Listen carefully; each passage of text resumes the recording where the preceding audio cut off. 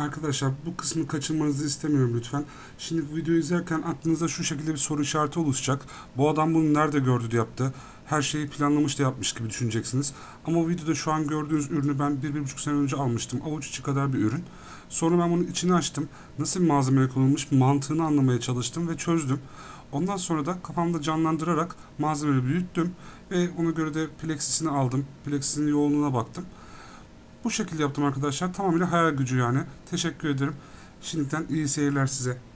Arkadaşlar merhaba. Ben Erdem Çınar. Bugün yine bomba gibi videoyla karşınızdayım. Arkadaşlar çok kısa bir şey anlatacağım. Lütfen burayı iyi dinleyin.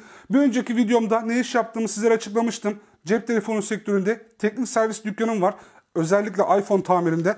Bana yaklaşık bir 20-25 tane soru geldi. Abi telefonla alakalı video neden çekmiyorsun? Batarya değişimiyle alakalı videolar istiyoruz diye. Size sadece şunu söyleyeceğim. Piyasada çok kaliteli diye bildiğiniz piller var. İnternette, YouTube'da izliyorum. Çok iyi marka, çok iyi marka diye. Alakası yok. Çöp bataryaları telefonunuza takıyorsunuz. Akım koruma devreleri yok içlerinde. Bununla alakalı yarın şarj entegreleri patlıyor cihazların. Bu sefer 300, 400, 500 TL masraf ediyorsunuz. Eğer isterseniz bir sonraki videom iPhone'un bataryalarıyla alakalı video olacak arkadaşlar. Piyasada yan sanayi satılan çok iyi dediğiniz pillerin içlerini söktüm. Ve bunların içindeki entegrelerini ölçtüm arkadaşlar. Bunları size orijinallerle kıyaslayacağım. Ve piyasada gerçekten pek bilinmeyen ama orijinale çok yakın değerler veren piller var. Size bu pilleri anlatacağım. Marka kesinlikle belirtmeyeceğim.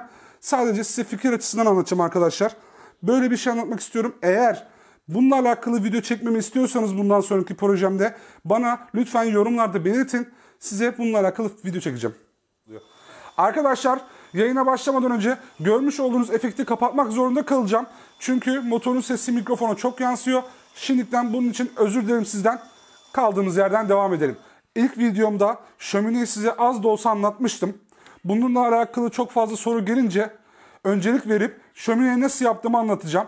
Tabi bu şömineyi yaptığımda bunu YouTube'a atma gibi planım olmadığı için size geçmişte çektiğim resimler ve videoları paylaşacağım. Anlatabildiğim kadar anlatmaya çalışacağım. Arkadaşlar bu ürünü Türkiye'de yapan bu şekilde görmedim. Yani yurt dışından ithal edilmiş olan mallar var. Bu 1,5 metre genişliğinde arkadaşlar. Ben bunu daha önceden evime yaptırmak istiyordum. Cinsellik ikinci plandadır. Önemli olan her zaman aşk. Love. Bana yaklaşık 8.000 TL ile 15.000 TL arası fiyat verdiler. Bana çok pahalı geldi. Ben burada kimseyi baltalamak istemiyorum. Sadece elimden böyle bir şey geldiği için yapma gereği duymuştum, yapmıştım. Bunu da size videoda anlattım. O yüzden de nasıl yapıldığını anlatacağım. Arkadaşlar şimdi kullandığımız malzemeleri açıklıyoruz. Görmüş olduğunuz MDF kasayı ben yaptım. 30 TL'ye aldım bunu mobilyacıdan. Montajını ben yaptım kutunun ölçüsüne göre. Ön tarafta turuncu pleximiz var. Turuncu plexi 100 TL'ye almıştım yanlış hatırlamıyorsam. Çıkma olarak almıştım bu parçayı. Ön tarafta görmüş olduğunuz köpükler poliüretan köpükten yaptım. 25 TL'ye aldım. Poliüretan köpükleri boyamak için siyah, beyaz, kırmızı ve turuncu tanesini 7,5 liradan sprey aldım. Motor için elimde Çin malı bu seyyar satıcının sattığı bozuk bir arızalı bir motor vardı şarjlı tornavida. Onu kesip kullandım arkadaşlar. Buna bir para vermedim. Ama almaya kalksanız 100 TL falan alabilirsiniz ikinci eline. Arkasında mekanizmanın dönmesini sağlayan çubuk mili 15 TL'ye aldım. Ve çubuk millilerin içine dizmem için aynalı plexi kestirdim. Bunu tabelacıda 50 TL'ye kestirdim. Sağ olsun arkadaş beni kırmadı. Çizimini yaptı ve bunun kesimini yaptı bana. Ben de birleştirmesini yaptım. Şu an görmüş olduğunuz efektleri de 5 adet kullandım. Alev led diye geçiyor bunlar. Resmini burada paylaşırım şimdi görürsünüz. Bu alev ledleri kullandım. Tanesini 30 TL'ye aldım. 5 tane aldım.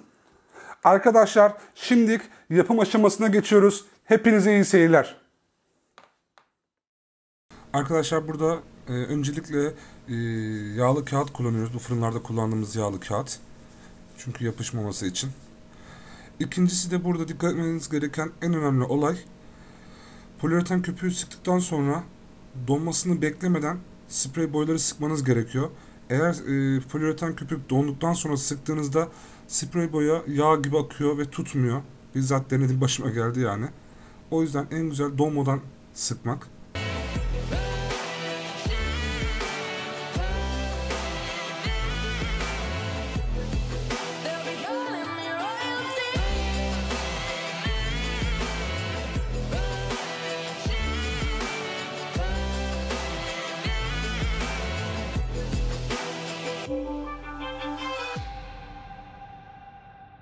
Görmüş olduğunuz gibi poliüretan köpük sıkıp bunları sprey boyayla boyadık arkadaşlar. Şu şekilde gösterirsem eğer, telefonumun flaşını tutuyorum burada.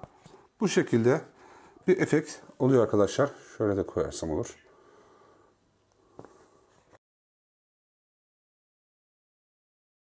Bu plexi şeffaf plexiydi.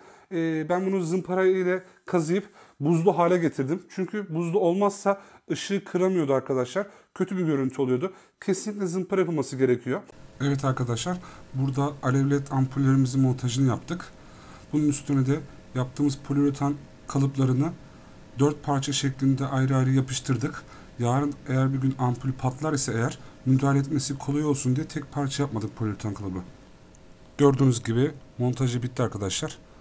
Bu şekilde güzel bir görüntü aldık. Bu ledlerde 3 tane farklı mod var. Her açıp kapadığımızda değişiyor. Arkadaşlar, ön tarafta görmüş olduğunuz alev efektini bu şekilde sağladım ben. Bunu şimdi size detaylı videosunu göstereceğim. Burada kullanmış olduğumuz ayna plexi arkadaşlar. Balık şeklinde kestik. İki taraflı birbirine yapıştırdık. Bunun da videosu şimdi geliyor. Demir çubuğun içine yaklaşık 10'ar derece açılarla birer santim mesafeyle birbirlerine yapıştırdık. Görmüş olduğunuz gibi ayna plexleri burada yapıştırıyoruz arkadaşlar. Kendinden yapışkanda 2 tane ayna plexi eşit gelecek şekilde gördüğünüz gibi yapıştırdık. Bu şekilde olduğunda ışık alttan vurduğunda sağdan da soldan da ışık kırılabiliyor. Yapışkanın kurumasını bekliyoruz burada. Şerit led koydum. Şerit led verdiği ışığı aynaya verdiğinde ışık kırılıyor.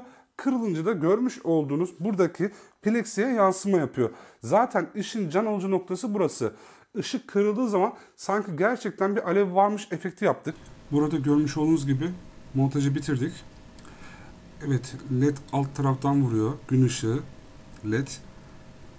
Evet arkadaşlar, gördüğünüz gibi aralarına birer santim arayla yapıştırdık bunları. Ve açıların hepsini farklı yaptık ki sol tarafta ışık kırdığında sağ tarafta ışık kırılma olmasın. Dalga efektiyle sağdan soldan alev veriyormuş gibi bir ifade olsun diye yaptık. Evet, burada zaten görüyorsunuz nasıl bir efekt verdiğini. Yan açıdan çekildiği için tam gösteremiyorum burada ama bu şekilde bile bayağı güzel görünüyor. Burada camını taktık. Çocuklar ellemesin diye, hem de güzel bir görüntü verdi. Burada da motorun hızını ayarlıyorum. Çok yavaş kaldığında efekt çok inandırıcı olmuyor. Çok da hızlı olduğunda gerçekçilik hissiyatı kayboluyor. Evet, burada tam kıvamını ayarladım. Tam alev hızı ayarında. Çok hızlı da değil, çok yavaş da değil. Ama güzel oldu bence. Evet, burada cam çerçeveler takıldı. Son bitmiş hali bu şekildeydi arkadaşlar. Gayet güzel ve şık durdu. Ben çok beğendim. Gelen misafirim de çok beğendi. İsterseniz bunun içine Bluetooth kit koyup çıtırtı sesi bile koyabilirsiniz. Ya da sevdiğiniz şarkıları koyup speakerla dinleyebilirsiniz de. Evet arkadaşlar, kullanmış olduğum malzemeler bunlardı. Çok basit bulunan malzemeler arkadaşlar. Bununla alakalı tekrar aklınıza takılan bir soru varsa bana yorumlardan yazabilirsiniz. Ya da kanalımda hakkında kısmında e-mail adresim yazıyor. Instagram'dan ekleyip bana ulaşabilirsiniz arkadaşlar. Şimdiden size yardımcı olabildiysem ne mutlu bana. Umarım yaptığım projeyi beğenmişsinizdir. Aklımda çok güzel projeler var. Değişik projeler. Bununla alakalı da bu arkamda görmüş olduğunuz ara boşluklara led lambader yapmayı düşünüyorum. Sese duyarlı ve 300-350 tane mod olan bir alıcı kullanacağız buna. SP107E modeli kullanacağız buna da. Oyuncu odamdaki videomu izlerseniz eğer orada da SP107 kullandım. Arkadaşlar, bir videonun daha sonuna geldik. Beni izlediğiniz için teşekkür ederim.